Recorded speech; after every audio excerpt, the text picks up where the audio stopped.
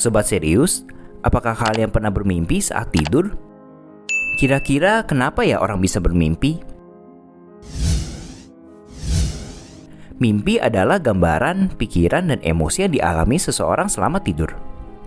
Biasanya terjadi pada tahap tidur REM atau Rapid Eye Movement, yaitu tahapan tidur yang membuat napas jadi lebih cepat atau tidak teratur dan mata bergerak ke segala arah dengan cepat.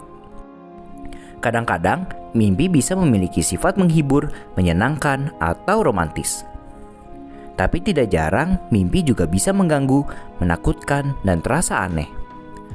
Panjangnya mimpi itu bervariasi, ada yang terjadi beberapa detik atau sekitar 20-30 menit. Lalu ternyata ada sebuah ilmu yang mempelajari tentang mimpi yang disebut dengan oneirologi. Penggunaan kata oneirologi tercatat pertama kali pada tahun 1653. Pada abad ke-19, dua pendukung dari ilmu ini adalah seorang sinologis Prancis bernama Marquis de Hervé de Saint-Denis dan Louis Ferdinand Alfred Maury.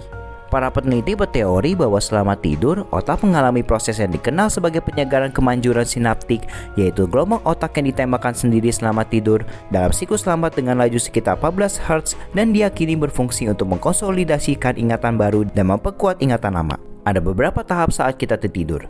Kira-kira apa sajakah itu?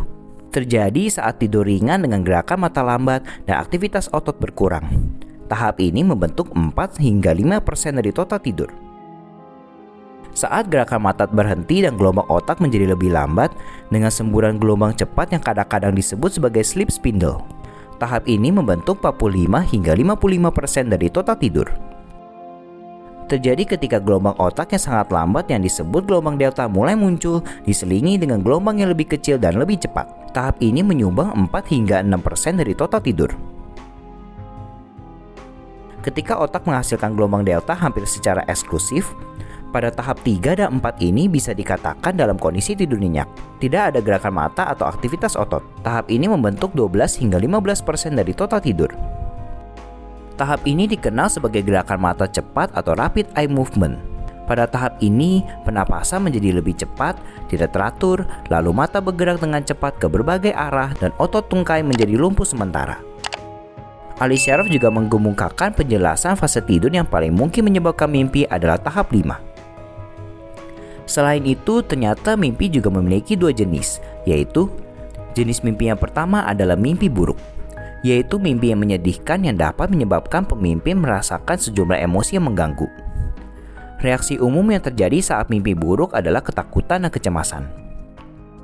Lalu yang kedua, mimpi jernih adalah kondisi di mana ketika sang pemimpi sadar bahwa mereka sedang bermimpi atau sering disebut dengan lucid dreaming.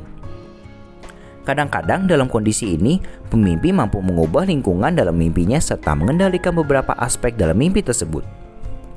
Ukuran kontrol ini dapat bervariasi antara satu orang dengan orang lainnya.